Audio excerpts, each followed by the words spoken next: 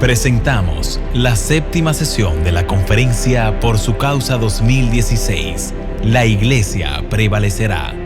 Predicación expositiva, una joya requerida. Con el pastor Sugel Michelén.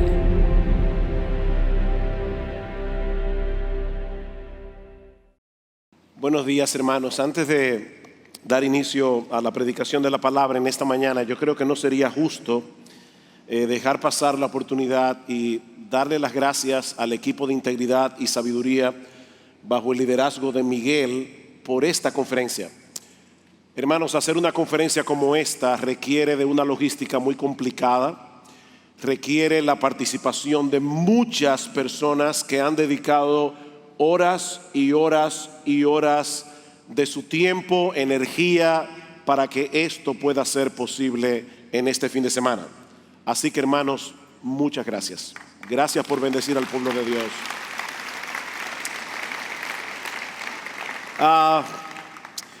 Seguramente muchos de ustedes se han topado alguna vez con este cuadro. Una madre está regañando a su hija, hablando sin parar por un buen rato, hasta que la hija le dice exasperada: por favor, mamá, deja de sermonearme. ¿Han visto eso, verdad? Esa es una frase muy reveladora, porque nos muestra el concepto que muchos tienen de lo que es un sermón. En el diccionario de muchas personas, la palabra sermón es igual a charla interminable de contenido altamente recriminatorio que por lo general produce como resultado sacar de quicio al que escucha. Eso es un sermón. Y aunque mucha gente sigue visitando las iglesias cada semana, yo sospecho, mis amados hermanos, que no muchos van con la expectativa de escuchar un buen sermón. Algunos son atraídos por el hecho de sentirse parte de una comunidad, otros porque disfrutan con la música de alabanza, y de paso, gracias hermanos, hoy hemos disfrutado enormemente todos estos días la música de alabanza, o por los ministerios disponibles, sobre todo para jóvenes y para niños. Y aún es posible que muchas personas vayan a las iglesias para escuchar una charla breve y terapéutica, salpicada de algunos versículos por aquí y por allá, que los ayude a lidiar con sus problemas personales. Pero venir a escuchar a un predicador exponiendo un pasaje de las Escrituras con profundidad, con autoridad, por 45 minutos, una hora, eso no suena muy atractivo.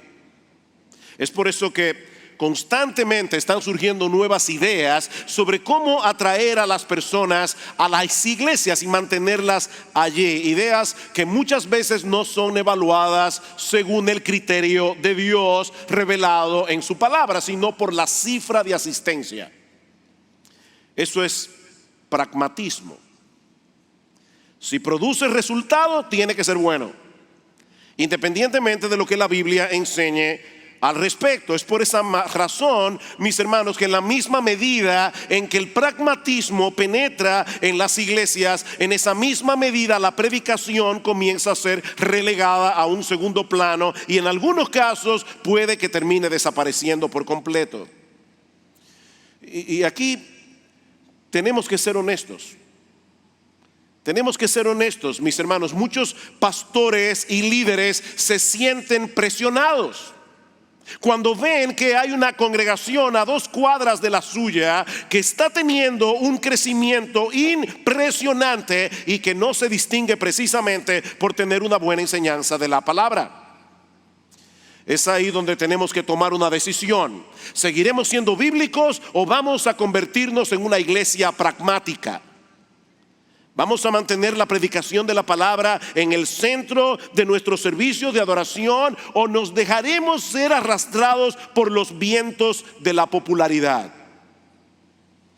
Bueno, lo que yo quiero hacer en esta mañana es demostrar a través de 3 argumentos muy sencillos que la predicación expositiva es una joya, como dice el título de esta conferencia, es una joya que la iglesia local debe preservar a toda costa si realmente queremos tener la bendición de Dios sobre nuestros ministerios. Y cuando hablo de la predicación expositiva, me refiero, como bien decía Miguel hace un momento, me refiero a ese tipo de predicación en la que el predicador expone, no impone. En la que el predicador expone lo que el texto bíblico realmente dice. No lo que él cree que dice, no lo que la iglesia quiere que diga, sino lo que el Espíritu Santo quiso comunicarnos a través de ese pasaje de las Escrituras. Mark Dever lo define como un tipo de predicación en la que el punto principal del texto bíblico viene a ser el punto principal del sermón que se predica. Vuelvo entonces a la pregunta que quiero responder en esta mañana. ¿Por qué insistir en seguir predicando la palabra? ¿Por qué esforzarnos en hacerlo cada vez mejor si mucha gente no parece estar interesada en escuchar, aún dentro de las iglesias? Bueno, alguien puede responder: porque Dios lo manda. Debemos predicar porque Dios lo manda. Y eso es correcto. Escribiéndole a Timoteo en su segunda carta, Pablo le dice en los primeros versículos del capítulo 4: Timoteo, te encarezco delante de Dios y del Señor Jesucristo, que juzgará a los vivos y a los muertos en su manifestación y en su reino, que prediques la palabra. Timoteo, mucha gente no va a querer oírte. Timoteo, muchas personas se amontonarán maestros que les rasquen el oído, que les digan lo que ellos quieren oír, pero aún así predica la palabra a tiempo y fuera de tiempo. Debemos predicar porque Dios lo manda. Pero eso provoca otra pregunta: ¿por qué Dios lo manda? ¿Por qué Dios nos ordena que prediquemos su palabra? Bueno, hermanos, aquí va mi primer argumento de por qué debemos mantener la predicación en el centro de nuestros ministerios. Dios lo manda porque nuestro Dios es un Dios que habla y que actúa hablando. Nuestro Dios es un Dios que habla. Él no es un ídolo mudo, y Él actúa hablando. Sus palabras son el instrumento poderoso por medio del cual nuestro Dios hace todo lo que Él hace. En el principio Dios dijo: sea la luz, y fue la luz. Así de simple. Él habló y una cantidad ilimitada de seres y de cosas vinieron a la existencia, desde estrellas gigantescas hasta minúsculas partículas que solo se pueden ver a través de un microscopio. Leí recientemente que en la selva tropical del Amazonas viven unos 20 millones de especies de insectos, no de insectos individuales. 20 millones de especies de insectos, y toda esa variedad fue creada originalmente por la voz de Dios. Por la palabra de Dios fueron hechos los cielos, dice el salmista, Salmo 33, y todo el ejército de ellos por el aliento de su boca. La creación es una prueba contundente del inmenso poder que se desata cuando Dios habla. Y debemos tomar en cuenta que el universo, así de grandioso como es, no es más que una pequeña muestra de lo que es, de lo que Él es capaz de hacer por medio de su voz. Después de describir algunos aspectos de la majestuosidad incomprensible de la creación, dice en Job capítulo 26 versículo 14 que todas estas cosas son solo los bordes de sus caminos, y cuán leve es el susurro que hemos oído de Él, pero el trueno de su poder, ¿quién lo puede comprender? ¿Escucharon eso? La creación es el producto del susurro de Dios. ¿Te imaginas si hubiera tronado?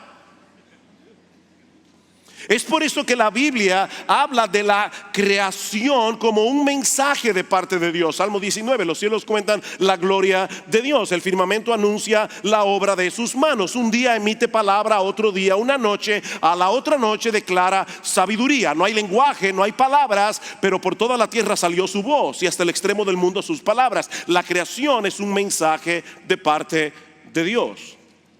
Sin embargo, ese mensaje no es suficiente para enseñarnos todo lo que necesitamos saber acerca de Dios y de su voluntad. Es por eso que nuestro Dios no dejó a Adán y a Eva a expensas de su propio razonamiento para que ellos trataran de interpretar cómo debían ser las cosas. Dios decidió hablarles, y eso lo vemos en los capítulos 2 y 3 del libro del Génesis. Adán y Eva escuchaban la voz de Dios en el huerto del Edén, y ellos debían responder con adoración y en obediencia. Pero todos sabemos que lamentablemente no tardó mucho tiempo sin que otro intérprete entrara en escena. Y fue cuando nuestros primeros padres tomaron la decisión de desobedecer la voz de Dios. Así que, hermanos, guarden este dato que les voy a dar ahora en el disco duro por algún lado. El pecado entró en el mundo por el oír. El pecado entró en el mundo por el oír. Fue por escuchar la voz de Satanás que Adán y Eva se rebelaron contra Dios. Ahora, en ese momento Dios pudo haber tomado la decisión de guardar silencio, dejar al hombre en su rebeldía, en su perdición, pero gracias al Señor no lo hizo así.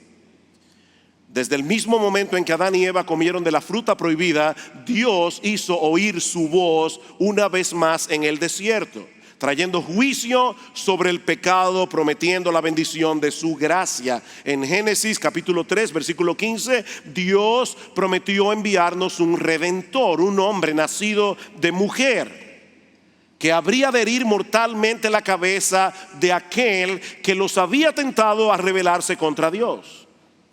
Y es para que pueda cumplirse esa promesa que más adelante Dios crea un pueblo, y de nuevo lo hace a través de su palabra. Dios llamó a Abraham a dejar su tierra y su parentela para hacer de él una gran nación. Una nación a través de la cual serían benditas todas las familias de la tierra. Ese llamado marcó el inicio de la creación del pueblo de Israel en la historia. Unos años más tarde Dios hizo un pacto con Abraham, prometiéndole una descendencia más numerosa que la arena del mar y que las estrellas del cielo. Pero había un problema. Abraham y Sara no podían tener hijos, pero Dios habló y eso fue suficiente para que Sara saliera embarazada. ¿Se imaginan ustedes a Sara llegando al hospital? Mira, la señora está buscando la sección de geriatría. Digo, de geriatría no, de obstetricia. De geriatría era la que le tocaba. Ella está buscando la sección de obstetricia. Viene a visitar a su nietecita que dio a luz. No, ella viene a dar a luz. Por eso es que Isaac se llama Isaac, que significa risa. Dios habló y Sara salió embarazada. Así que, hermanos, el pueblo de Dios es creado por la palabra de Dios. No solo en el sentido físico, sino también espiritual. Dios crea y recrea a través de su palabra. Él de su voluntad nos hizo nacer, dice Santiago, por la palabra de verdad, para que seamos primicias de sus criaturas. El otro día, cuando Mark estaba predicando, citó el capítulo 37 del libro del profeta Ezequiel, y honestamente yo me puse nervioso, porque me puse a pensar dentro de mí, me está quitando el mensaje. Pero después pensé que parece que Dios quería que ustedes escucharan hablar acerca de ese texto 2 veces en esta semana. Así que aquí va. El pueblo de Israel se encuentra en el exilio babilónico. Dios le muestra a Ezequiel una visión muy gráfica de la terrible condición espiritual en que se encontraba la nación en ese punto de la historia. Era como un gran valle lleno de huesos secos. Muchísimos huesos, dice en los versículos 1 y 2, y por cierto, secos en gran manera. Pero entonces Dios pone a prueba la fe del profeta. Hijo de hombre, ¿vivirán estos huesos? Humanamente hablando, solo había una respuesta posible: por supuesto que no. No había esperanza alguna de que esos huesos volvieran a la vida. Pero Ezequiel conocía a Dios. Ezequiel sabía lo que Dios era capaz de hacer hablando. Así que le responde con toda humildad: Señor, tú lo sabes. No hay manera de que esos huesos vuelvan a la vida, pero no hay nada que sea imposible para ti. Me dijo entonces: profetiza sobre esos huesos y diles: huesos secos, oíd palabra de Jehová. Dios le está ordenando a Ezequiel que les predique a un montón de huesos. Hermanos, eso no parece tener sentido, pero Ezequiel obedece y desata el poder vivificante de la palabra de Dios. De inmediato se escucha un ruido atronador en el valle, mientras miles y miles de huesos se movilizan en busca de su contraparte, hasta juntarse cada hueso con su hueso. Después subieron los tendones sobre ellos y luego la carne y la piel. Pero dice Ezequiel, seguían siendo cadáveres esparcidos en el valle, hasta que Ezequiel profetizó de nuevo y clamó al Espíritu que viniera desde los cuatro vientos sobre ellos el aliento de vida, exactamente como ocurrió con el primer hombre en el huerto del Edén. ¿Recuerdan? ¿Y qué sucedió? Entró espíritu en ellos y vivieron y estuvieron sobre sus pies un ejército grande en extremo. Mis hermanos, cuando Dios habla para salvación, los muertos reviven. Eso fue lo que sucedió en la tumba de Lázaro. Cuando Cristo le ordenó salir: Lázaro, ven fuera, y Lázaro salió. Eso es lo que ocurre cada vez que un pecador viene a Cristo en arrepentimiento y fe. Dios habla, Dios crea su pueblo hablando. Pero ahora debemos dar un paso más adelante. Recuerden, mi primer argumento es: Dios ha hablado y Él actúa hablando. Mi segundo argumento es que Dios nos habla hoy a través de su palabra escrita. Dios nos habla hoy a través de su palabra escrita. Dios sigue hablando, hermanos, a través de su palabra. No todas las palabras que Dios pronunció a través de la historia de la redención quedaron registradas en las escrituras, sino únicamente aquellas que Él quería preservar para las generaciones futuras. De manera que en las escrituras no solo tenemos un registro de lo que Dios habló hace miles de años. En la Biblia tenemos un registro de lo que Dios sigue hablando a su pueblo hoy. Uno de los ejemplos más impresionantes de esa permanencia viva de la palabra de Dios lo encontramos en los capítulos 3 y 4 de la carta a los Hebreos. Aquellos creyentes de trasfondo judío corrían el peligro de ceder ante la presión de sus hermanos y volver al judaísmo, y de ahí la advertencia que le hace el autor en el capítulo 3 versículo 7. Por lo cual, como dice el Espíritu Santo, no como dijo, como dice el Espíritu Santo: si oyereis hoy su voz, no endurezcáis vuestros corazones como en la provocación, en el día de la tentación en el desierto, donde me tentaron vuestros padres. El autor está haciendo alusión aquí a lo que ocurrió en los días de Moisés, poco tiempo después de cruzar el Mar Rojo. Éxodo capítulo 17. El pueblo de Dios está en el desierto, no tienen agua para beber y contienden contra Dios. Se quejan contra Dios, murmuran contra Dios en Refidim. Mis hermanos, en ese momento el pueblo de Israel acusó a Dios de ser un mentiroso y de ser un genocida. Tú nos sacaste de Egipto a través de promesas falsas para matarnos a todos de sed en el desierto. Increíble, increíble. Apenas una semana después de haberlos libertado de la esclavitud en Egipto, el pueblo de Dios acusó a Dios. ¿Saben lo que hizo Dios? Éxodo 17 es para mí uno de los de los pasajes más impresionantes del Antiguo Testamento, Dios decide asumir el castigo que ellos merecen por su pecado. Así que le dice: Moisés, yo voy a ponerme delante de ti, me voy a colocar encima de la peña de Oreb. No sé qué es lo que está pasando con este micrófono. Tú vas a tomar, debo tomar este micrófono, bueno, nos vamos por aquí.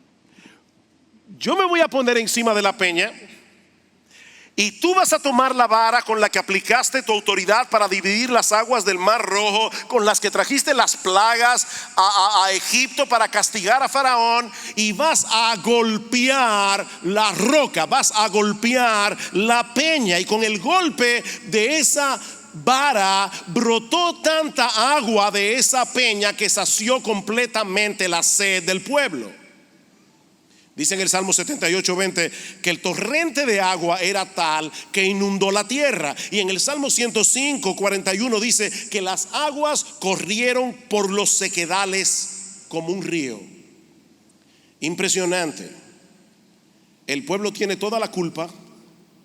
Dios decide recibir el castigo que ellos merecen, y por medio de ese acto de amor les provee toda el agua que ellos necesitan. Es por eso que Pablo, mucho más adelante en 1 Corintios capítulo 10 versículo 4, dice que ellos bebieron de la roca espiritual que los seguía, y esa roca espiritual era Cristo. Pablo no estaba espiritualizando el Antiguo Testamento, lo estaba interpretando correctamente. Cristo fue golpeado en la peña de Oreb. Muchos años después, el salmista trae a colación en el Salmo 95 este incidente para hacerle una advertencia al pueblo de Israel de su propia generación. Si oyereis hoy su voz, no endurezcáis vuestro corazón como en Meriba, como en el día de Masah en el desierto. El peligro de apartarse de Dios continuaba siendo una amenaza para el pueblo de Israel, y este incidente debía hacerles recapacitar. Pero ahora el autor de la carta a los Hebreos cita el Salmo 95, fue escrito 1000 años antes, para advertir a los israelitas de su propia generación que profesaban creer en Cristo, afirmando que el Espíritu Santo continuaba haciendo la misma advertencia en su palabra que había hecho cientos de años atrás. Por lo cual, como dice el Espíritu Santo, si oyereis hoy su voz, no endurezcáis vuestros corazones. ¿Qué es lo que el autor de la carta a los Hebreos está diciendo aquí? Que el Espíritu Santo seguía hablando hoy a través de las palabras del salmista. De manera que el hoy del Salmo 95 y el hoy del autor de la carta a los Hebreos están conectados con el hoy de la experiencia de Israel en el desierto en los días de Moisés. Mirad, hermanos, que no haya en ninguno de vosotros corazón malo de incredulidad para apartarse del Dios vivo. Antes exhortaos los unos a los otros, entre tanto que se dice que hoy, para que ninguno de vosotros endurezca por el engaño del pecado. Han pasado casi 2000 años desde que la carta a los Hebreos fue escrita, más de 3500 años del incidente original en el desierto, pero Dios sigue hablándonos hoy a través de estos pasajes de las Escrituras. Es por eso que John Stott dice: la Biblia es Dios predicando. La Biblia es Dios predicando. Todo lo que Dios quiere decirnos hoy nos lo dice a través de su palabra escrita, que es infalible, inerrante y todo suficiente. Dios nos habla por la Biblia. Me encanta cómo lo dice John Piper. Si quieres escuchar audiblemente la voz de Dios, lee la Biblia en voz alta. Lee la Biblia en voz alta. Este es el instrumento que Dios ha usado, que Dios usa y que Dios usará para obrar en su iglesia y en el mundo hasta que Cristo vuelva en gloria. La palabra de Dios. Así que, hermanos, si tú crees eso, deja que el texto bíblico hable. Porque la Biblia es Dios predicando y Él actúa por medio de su palabra. Así como desciende de los cielos la lluvia y la nieve y no vuelve allá, sino que riega la tierra y la hace germinar y producir y da semilla al que siembra y pan al que come, así será mi palabra que sale de mi boca. No volverá a mi vacía, sino que hará lo que yo quiero y será prosperada en aquello para que la envié. Mis hermanos, la palabra de Dios es viva y eficaz. Tu opinión y la mía no lo son.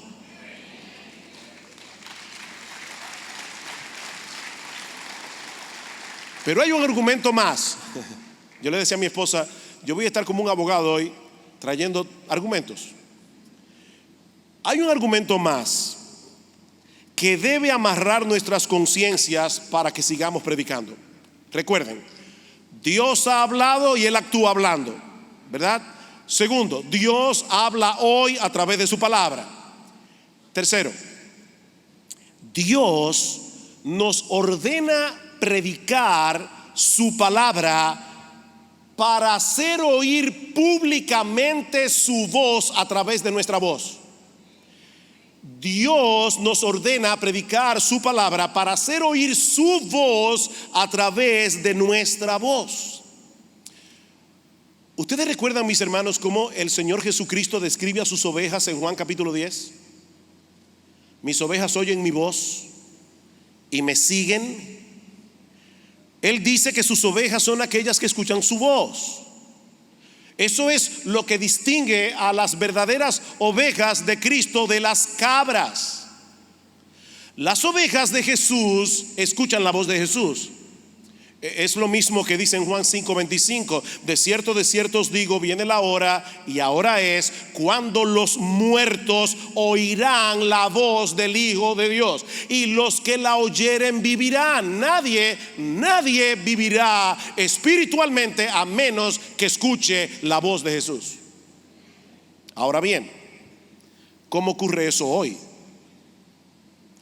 ¿Cuál es el medio a través del cual el buen pastor de las ovejas habla al corazón de los suyos para que vengan a él y le sigan? Bueno, el apóstol Pablo responde esa pregunta en Romanos capítulo 10 versículo 17.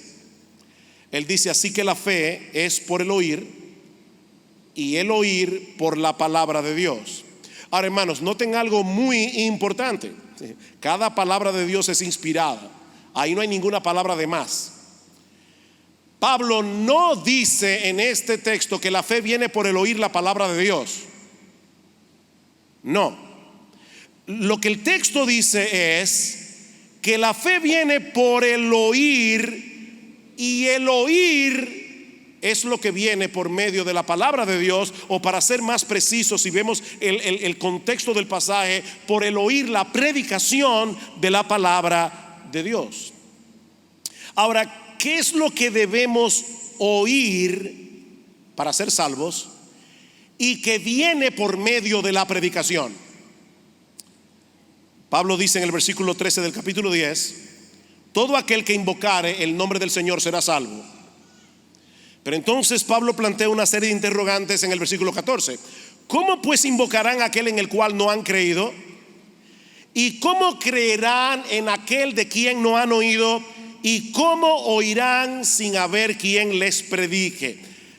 Permítanme un tecnicismo aquí. La Reina Valera del 60 traduce la segunda pregunta: ¿cómo creerán en aquel de quien no han oído? Y puede darnos la impresión de que Pablo está diciendo: ¿cómo van a creer en esa persona acerca de la cual no han oído?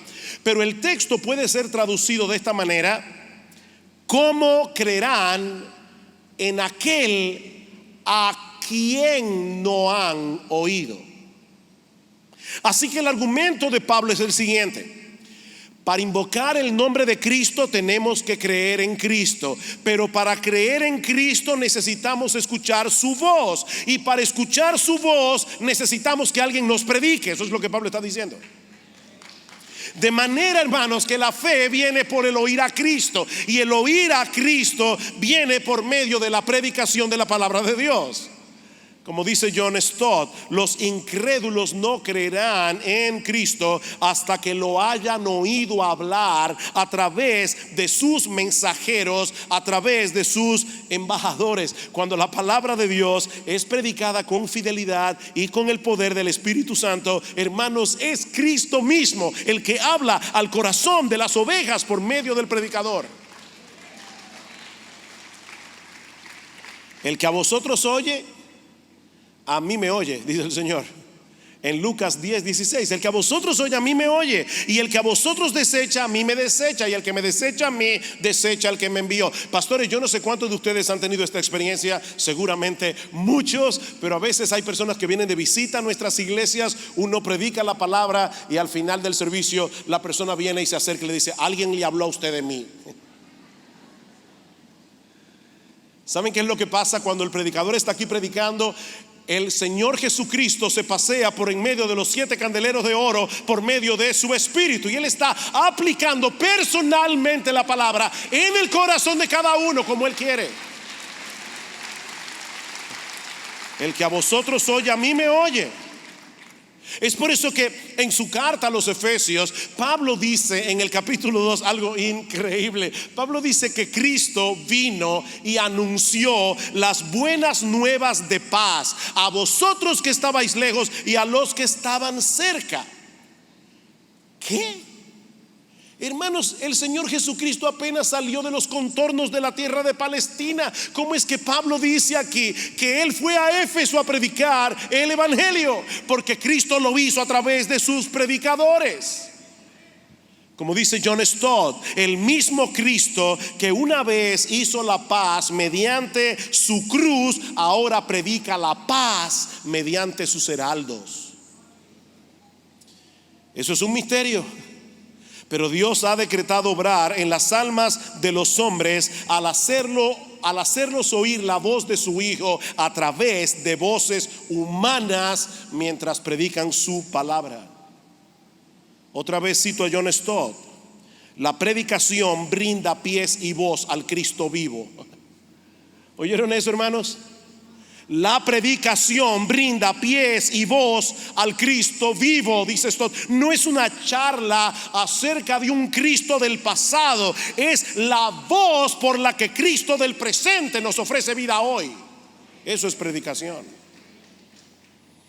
Cuando la iglesia predica la palabra a través del predicador, está uniendo su voz a la del Espíritu Santo, llamando a los hombres a reconciliarse con Dios a través de la persona y de la obra del Señor Jesucristo. Y el Espíritu y la esposa dicen ven. ¿Recuerdan Apocalipsis? El Espíritu, la iglesia, y la esposa, el Espíritu Santo, perdón, y la esposa, la iglesia, dicen ven. Y el que oye diga ven, y el que tiene sed venga, y el que quiera tome del agua de la vida gratuitamente. ¿Quién es el que ofrece el agua de vida? Únicamente nuestro gran Dios y Salvador Jesucristo. Él es el que obra en los pecadores para que vengan a Él mientras escuchan a un predicador proclamándole a Él. Así que al final de cuentas, escuchen esto con atención, y si algo se les queda grabado de esta prédica, antes de venir aquí Miguel oraba allá en el camerino, decía: Señor, lo que sea de su gel quítalo, lo que sea de tu palabra déjalo. Bueno, yo espero que esto quede. ¿Saben lo que es la predicación? La verdadera predicación no es otra cosa que Cristo hablando de Cristo mientras se predica su palabra. Eso es predicación. Es Cristo hablando de Cristo mientras se predica su palabra. Es allí realmente donde radica el poder de la predicación. Cristo es el centro de las Escrituras. Nadie puede predicar fielmente la Biblia sin hablar de Cristo, porque Él es el centro. Es de Él que hablan los profetas, es de Él que habla Moisés, como dice el mismo Cristo. Él es el centro de la historia de la redención. Cuando predicamos la Biblia fielmente, vamos a proclamar a Jesús, llamando a los hombres para que vengan a Él, no a nosotros. Porque no nos predicamos a nosotros mismos, dice Pablo en 2 Corintios 4:5, no nos predicamos a nosotros mismos, sino a Jesucristo como Señor, y a nosotros como vuestros siervos por amor de Jesús. Y Pablo, ¿por qué tú quieres predicar a Jesús si tú mismo acabas de decir en el capítulo 4 versículo 3, apenas 2 versículos antes, si nuestro evangelio está encubierto, entre los que se pierden está encubierto, en los cuales el Dios de este siglo cegó el entendimiento de los incrédulos para que no les resplandezca la luz de la gloria de Cristo revelada en su palabra? Si el pecador está ciego, Pablo, ¿para qué tú predicas? Y dice Pablo, ¿saben por qué yo predico? Versículo 6, porque Dios, que mandó que de las tinieblas resplandeciese la luz, es el que resplandeció en vuestros corazones para iluminación del conocimiento de la gloria de Dios en la faz de Jesucristo. ¿Ustedes ven la conexión? Pablo dice, mientras predicamos a Jesús, el mismo Dios que en el principio dijo, sea la luz, viene al corazón de pecadores que están muertos en sus delitos y pecados, completamente ciegos a la hermosura de nuestro Salvador, y Dios les dice, sea la luz. Y de repente el pecador es iluminado para contemplar extasiado la gloria de Dios en la faz de Jesucristo. Isaac Watts, un teólogo y compositor inglés de mitad del siglo XVIII, lo dijo de una manera memorable. Este es uno de mis himnos favoritos. Cuán solemne y dulce aquel lugar donde mora Cristo el Señor, hablando de la iglesia. Allí de sus manjares Él despliega lo mejor. Banquete rico, el corazón admirado clama así: ¿por qué, Señor? ¿Por qué será que me invitaste a mí? ¿Por qué me hiciste oír tu voz y entrar y ver tu bondad? Pues miles de hambre mueren ya rehusando tu verdad. Señor, ¿por qué me hiciste oír tu voz? Pues el mismo amor que el manjar sirvió. Me encanta esta línea. El mismo amor que el manjar sirvió, dulcemente a entrar me llevó. Si no, en mi pecado aún habría estado yo. Él sirve el manjar y Él mismo nos mueve a entrar a través de su palabra. Queridos hermanos, la predicación es mucho más que la exposición de un pasaje de las Escrituras. La predicación es el instrumento primordial escogido por Dios para llevar a cabo su obra en el mundo, al hacer oír públicamente su voz a través de aquellos que han sido llamados y calificados por Él como ministros del Evangelio. Pues ya que en la sabiduría de Dios el mundo no conoció a Dios, mediante la sabiduría agradó a Dios salvar a los creyentes por la locura de la predicación. A Dios le agradó eso, porque los judíos piden señales y los griegos buscan sabiduría. Ven, hermanos, que no hay nada nuevo debajo del sol.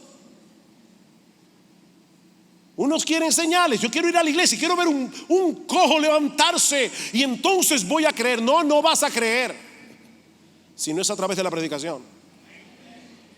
¿Sabes cuántas personas vieron a Cristo hacer milagros durante su ministerio terrenal? Y mucha de esa misma gente gritaba al pie de la cruz: crucifícale. Los mismos que vieron los milagros. No, a Dios agradó salvar a los creyentes por la locura de la predicación. Los judíos piden señales, los griegos buscan sabiduría. Yo quiero oratoria, yo quiero ver a un hombre en un púlpito hablando inteligentemente. No, déjame decirte, algún predicador tiene que hacer una elección: o se para aquí a demostrar que es inteligente, o que Cristo es precioso, pero no puede hacer las dos cosas al mismo tiempo. Nosotros venimos a exaltar a Jesús. Los judíos piden señales, los griegos buscan sabiduría. Nosotros predicamos a Cristo crucificado. Para los judíos ciertamente tropezadero, para los gentiles locura, mas para los llamados, así judíos como griegos, Cristo, poder de Dios y sabiduría de Dios. Él es el poder de Dios, Él es la sabiduría de Dios. Pastores, no atraigan a los miembros de su iglesia a ustedes. Ustedes no son los gurús que tienen todas las respuestas. Llévenlos a Cristo, llévenlos a Cristo. Él es poder de Dios, Él es sabiduría de Dios, no tú.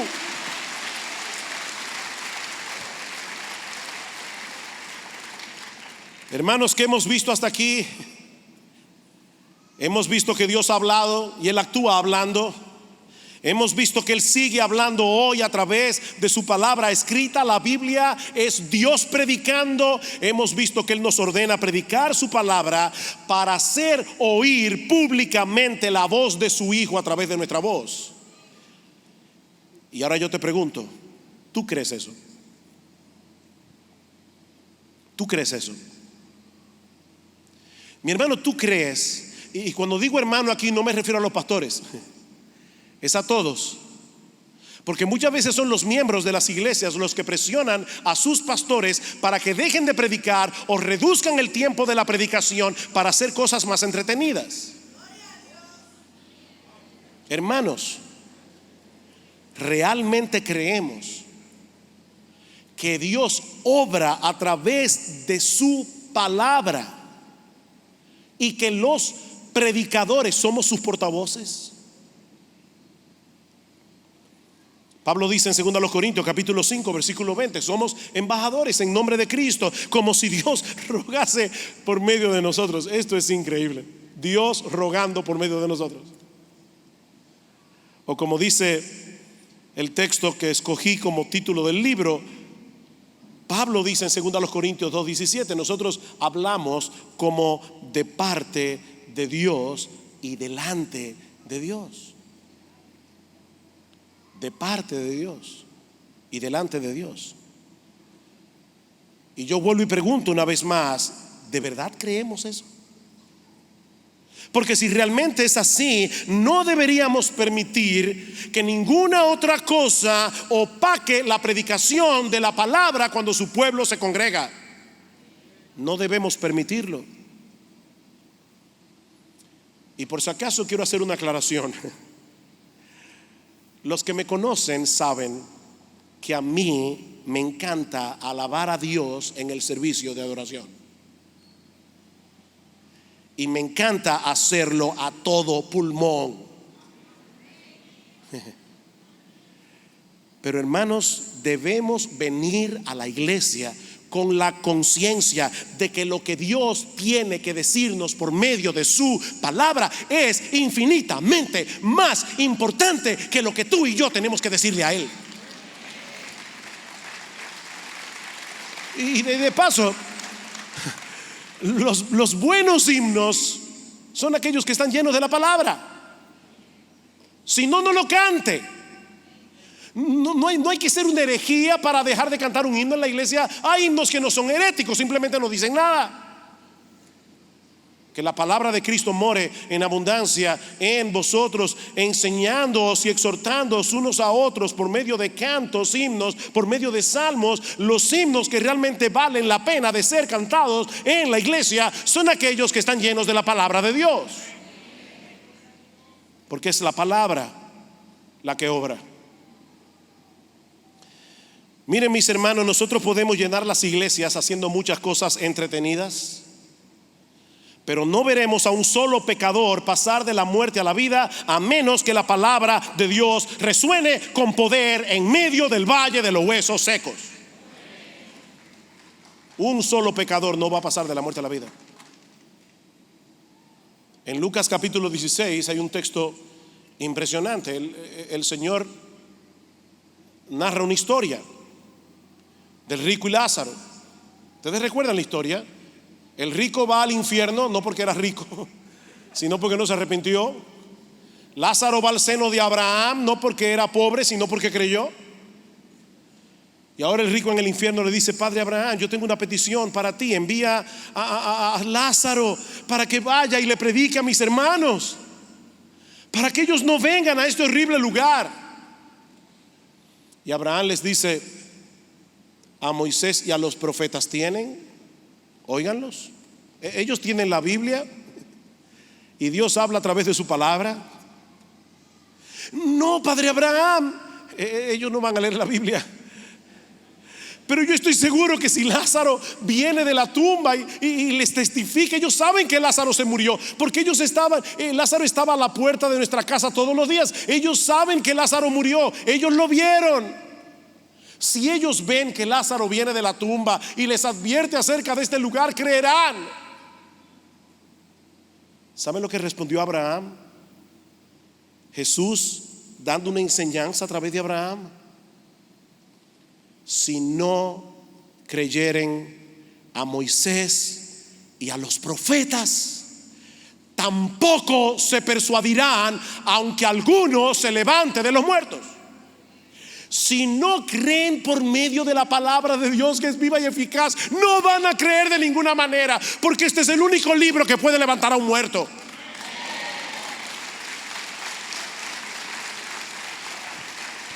Y de hecho, no fue eso lo que sucedió. No hubo un hombre llamado Lázaro que se levantó de la tumba. ¿Y saben lo que hicieron los fariseos? Quisieron matarlo.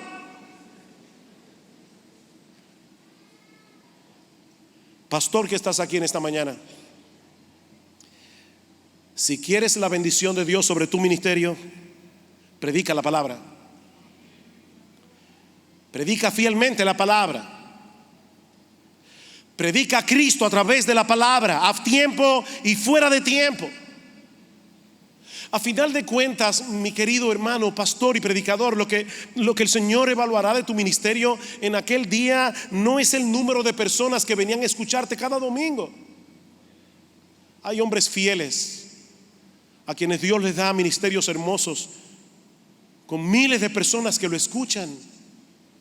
Hay hombres fieles a quienes Dios les da ministerios hermosos, el ministerio de pastorar 10, 15, 20 almas para llevarlas seguras al cielo. No, Dios no va a medir tu ministerio por la cantidad de personas que te fueron a escuchar. Dios no va a medir el éxito de tu ministerio por la cantidad de sermones reproducidos en YouTube. ¿Quién es pues el siervo fiel y prudente, al cual puso su Señor sobre su casa para que les dé el alimento a tiempo? Esa es la medida. Bienaventurado aquel siervo al cual cuando su Señor venga le haya haciendo así. Miembros de las iglesias, oren por sus pastores. Oren por sus predicadores, para que el Señor los mantenga fieles, para que no cedan a la presión. Díganles a sus pastores con amor y con respeto que ustedes no vienen a la iglesia a que los entretengan con unas cuantas historias melodramáticas. Díganles con amor y con respeto que ustedes no vienen a la iglesia a ser entretenidos porque el individuo que se para en el púlpito es sumamente chistoso. No se puede ser profeta y payaso al mismo tiempo.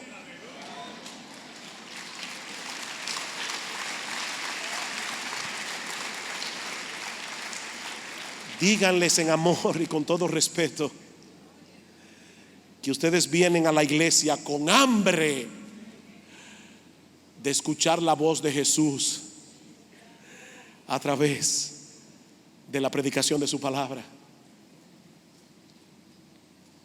Dios escuchó un clamor mío esta mañana y tú no lo sabías, Luis, pero pensé, wow, qué bueno sería si antes de la predicación cantaran Muestra a Cristo.